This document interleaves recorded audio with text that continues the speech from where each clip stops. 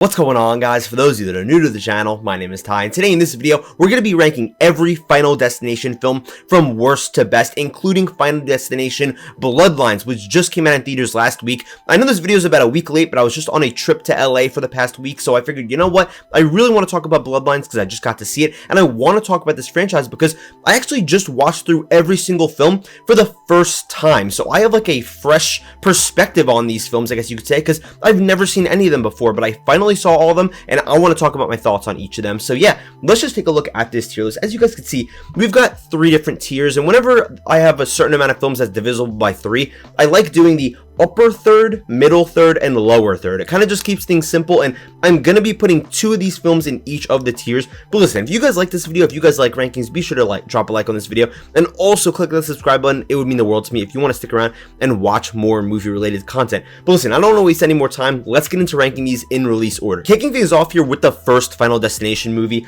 I remember watching this again. This is obviously the first film that I watched because I just watched them in order, and I honestly found the premise just super interesting because, again, this is the first time I saw this premise. So I was like, whoa, there's like this kid that was able to predict the future, and then he stopped it from happening, like all these deaths, and then death is coming after him. I was just fascinated by this just concept that this franchise has. This is definitely going to be going in the top of the middle third. Now listen, I think that the other films, we're going to get to in a second, have done this better, but either way, this is for sure a horror classic. It's an iconic movie. The whole plane crash, I feel like now people are afraid to go in planes because of this movie, and I think there's a bunch of good kills in here. They're not the best because, of course, they probably had to keep things relatively tame. There's still some really good ones that kept you guessing, but at the same time, I think it's a pretty simple story. The main character, Alex, of course, probably one of the better protagonists, and the premonition in the beginning, one of the best, if not the best, in the whole series, except I do think that there's 1 or 2 that might be better. But yeah, it's a super solid Final Destination film. Of course, it kicked off this franchise, and I think it's a great franchise as a whole. Not to spoil it here, but at the same time, I'm just letting you guys know I really did enjoy my watch through, I should say, of all 6 of these films.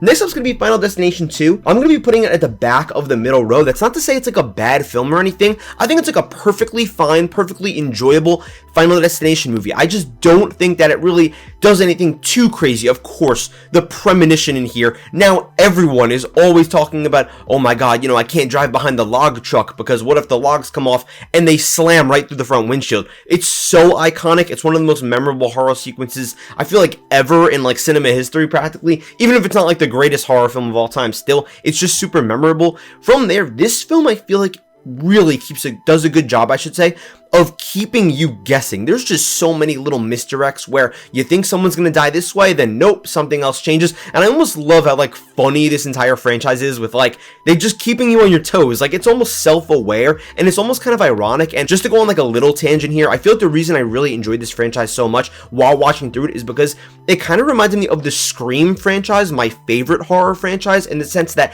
they're both just very self-aware, and they know what they're trying to do, and they both know that they're horror films. Both of these franchises, it just feels like they're aware of their own concepts, and I just love that style of horror. So this was also right up my alley. But yeah, Final Destination 2, the characters are okay. The dentist scene is pretty crazy in the way, that death happens, I guess you could say. But yeah, this is a pretty solid Final Destination film. I feel bad putting it this low, but at the same time, there's just better films.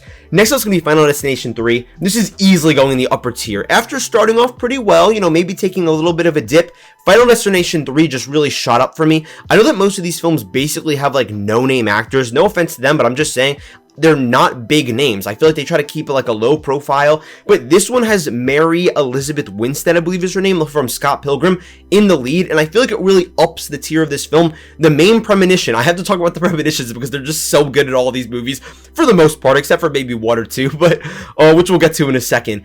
But I feel like the premonition in here is just so awesome because everyone has a fear of when you're on a roller coaster, oh my god, what if it just goes off the rails? And they show it to you full force and full steam ahead here. I love the ending sequence as well with this one, where they're at this not medieval festival, but a colonial, an American colonial festival, and the way things are just going crazy in this small town.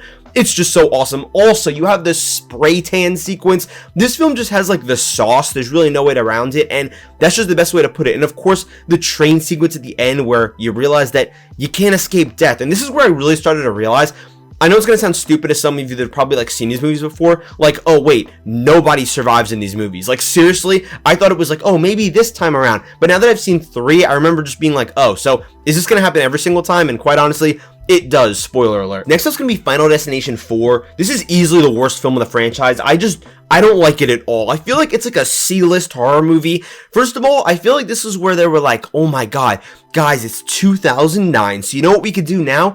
We're gonna implement CGI.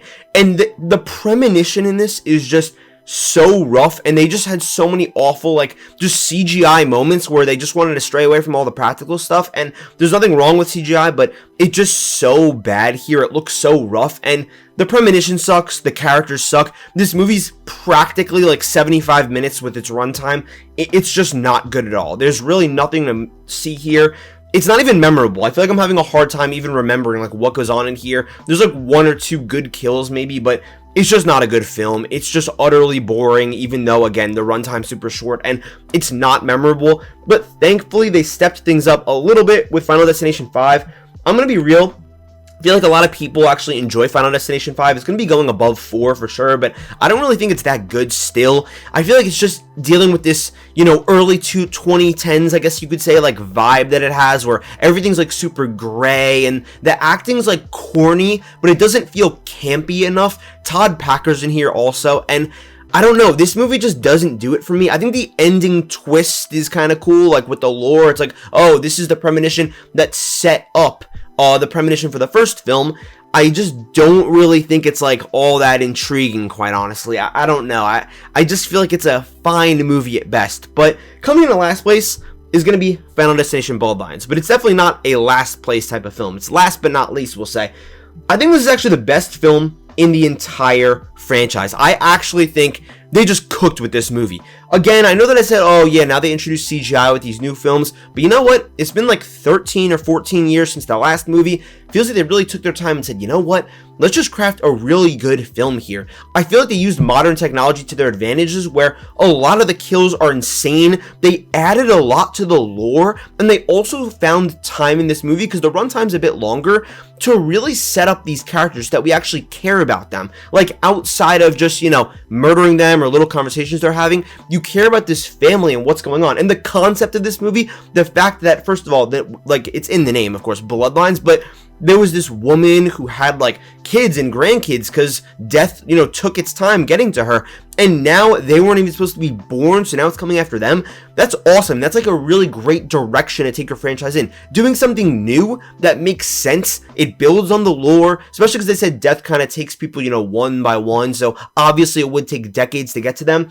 I just think it's awesome. It was awesome. The premonition might be the best in the entire franchise in this film as well. It just feels like the stakes are upped a little bit, and it's just an awesome film. I really highly suggest you guys go to see it, because it's pretty crazy to me. It's pretty rare that a franchise in their 6th entry makes their best film. I feel like that never happens with franchises, but I truly believe Final Destination actually managed to make that work somehow.